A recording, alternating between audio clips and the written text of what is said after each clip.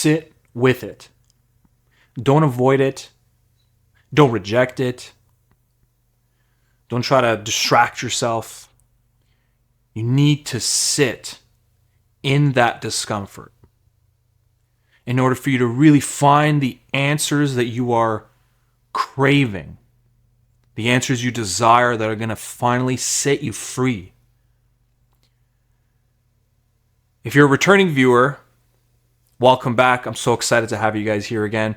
And if you're new, welcome to the channel where we talk about identity loss, shadow work, ego soul integration.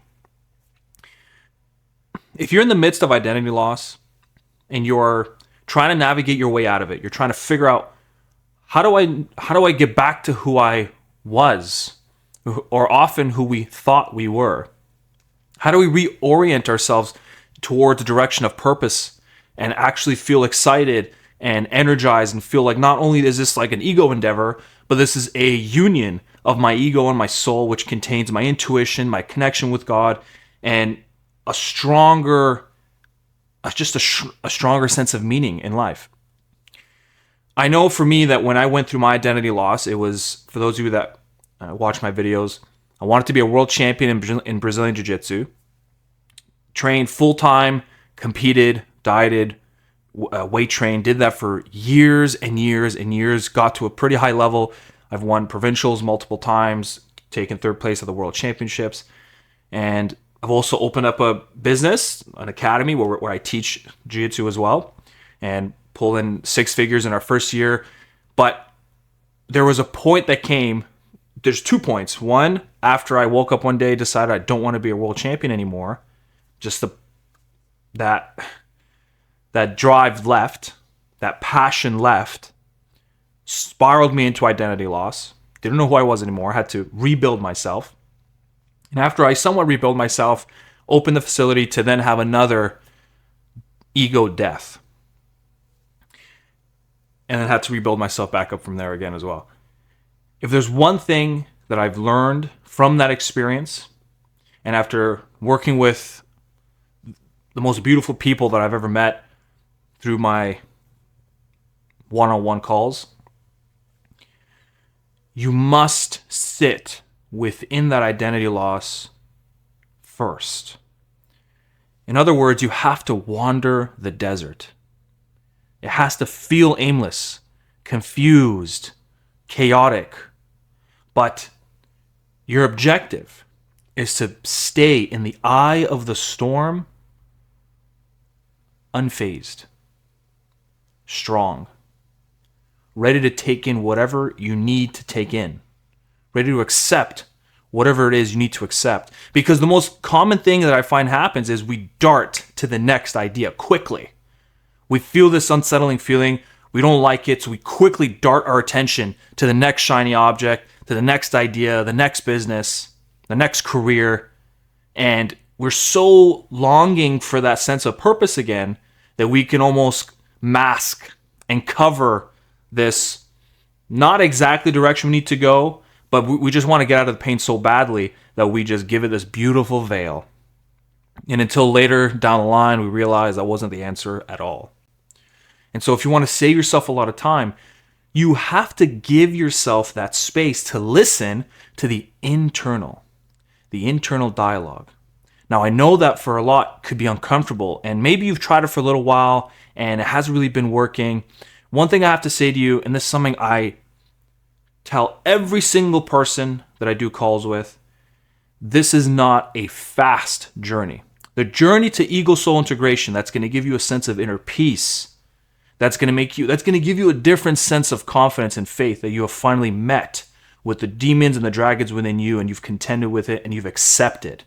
So remember, there are stories that lay beneath the unconscious mind that are filled with trauma and emotion and pain, and they form emotional knots within you that, if not contended with, rise up into your conscious awareness. Not even aware to you, but they just break through into your ego, grab a hold, make you say, do, and think things you otherwise would not want to do, say, or think. And when you go below the surface and you contend with it, and you face it, and you sit with it, breathe through it, either let go, integrate, and then reinterpret the story moving forward, that sense of belief and inner power will connect you straight to God, straight to the universe. But these things take time. They won't happen overnight. And that's kind of one of the reasons why I've had challenges with, my landing pages and the way I promote what I do, because it's not something I can ever promise. I can never promise ego soul integration to you. But what I can promise is, if you stay with it, if you stay consistent with the inner dialogue, if you stay consistent with journaling, removing the parts of, or I shouldn't say removing, but if there are parts of you from within that it's very difficult to contend with in your thoughts because you embody them too much, because that's part of identity loss, that you've had an embodied image of yourself that at some point is clashing with your soul's reality, the soul's calling. And when that clashes, there's a fragmentation. That your ego is not in agreement with the soul and the soul is not in agreement with the ego. And then you get into conflict. And then at some point where you don't have the energy to put up this performer anymore, you have to let that ego die and born again into something new, something more authentic, hopefully. But as these things take time, it's okay. I always say micro to macro. It's the small changes that lead to big changes. If you imagine it that way, 1% every single day, and you be calm, relaxed, gracious with yourself, allow it to take its time. Because one often thing that I've noticed in myself and the people that I talk to is we just are in a climate right now in the world where we want things super quickly. We want things fast and instant, especially now with AI and with the way everything's going, technology, you can just essentially breathe and get what you want. But when it comes to real authentic growth, the real experience of ego soul integration that's going to give you that sense of harmony and purpose and meaning in your life, there is no way it's going to be overnight. In fact, it comes with a heavy price tag. And that price tag is you are going to have to face some dragons. You are going to have to face some memories that you do not want to face. And one other thing I want to add to you is not only journal your thoughts, not only journal your memories and put them down on paper to observe them and think about them. It's also really important to pay attention to your dreams. Dreams are essentially the theater of the unconscious mind. It'll project and play and give you cryptic messages, not all the time. Sometimes they don't make sense. I don't know if they don't make sense or we are just not able to understand them. But every once in a while, when two things meet together, where it means something.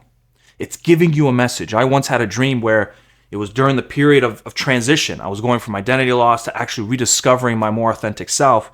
And I had this dream that I was at this hotel, I think it was, and I was sitting in the middle of that hotel room, and then all of a sudden this tornado was approaching. And when this tornado approached, it started to spiral around the hotel room, and everybody was starting to grip on a table, chairs, whatever they had to try to hopefully prevent themselves from being taken off. Obviously, those with the chairs, just took off right into the sky. But everyone else held on to something structural, and everyone's freaking out. And for some reason, I was in the middle of that storm, and it didn't bother me whatsoever.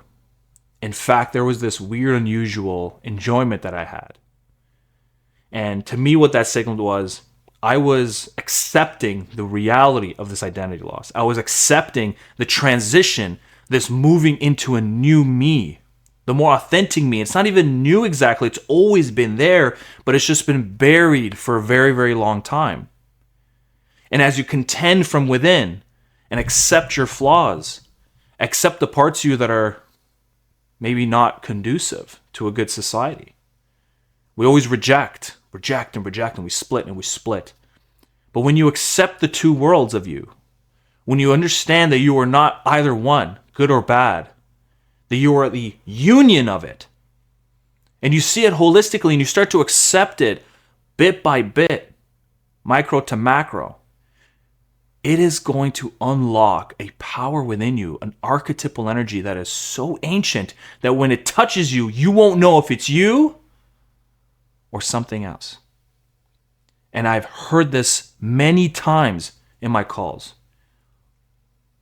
that after some period of couple months, it takes, so far I've noticed, I don't know if it's the number, I don't know if it's the magic number, but right around 6 months, I find that the individuals I have private sessions with, that there's this power that hits them right beneath the surface, right in their belly, that they are not sure whether it was them or something foreign, whether it was God or the universe, something connects. You are rewarded for that journey. You are rewarded for venturing into the desert and embracing and accepting that, but not judging yourself, not criticizing yourself. I always say curiosity, adventure, love, compassion, and a firm hand. Use those elements, use those traits when it comes to internal dialogue, when it comes to this ego-soul integration journey. Anything other than that is going to tighten you up, and it's going to just derail it, and you won't be able to get to anything. You won't be able to dig down. Your protective mechanism is going to lock you out, and you won't be able to get in.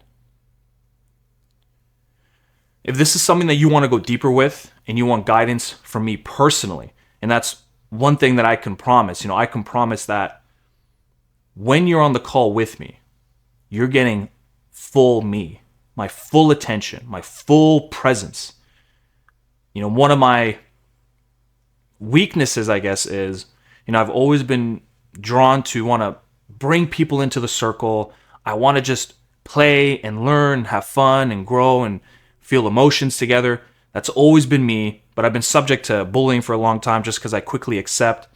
And I always want to go deeper with individuals. I always want to see who they actually are. And I want to create a space that they can slowly release that part of them and feel what it's like to sit in a container with someone who lets it happen with no judgment. And so oftentimes in real life, that can get taken advantage of, or it can get rejected, and it affects me because I bring people in right away into my heart. But this is the one environment that becomes a strength. And I want to share that moment with you. So if that resonated, click the link down below, book a call with me. Or if you're not ready for a phone call just yet, that's perfectly fine. Why don't you join my mailing list? If you click the second link below, you can join my monthly newsletter where I'll send you my 3-step identity rebuilding guide. And it's a way that you can use, it's a toolkit to help you navigate through your identity loss and give you the ideas and move you towards an ego-soul integrated lifestyle. Thank you very much, and I will see you on the next video.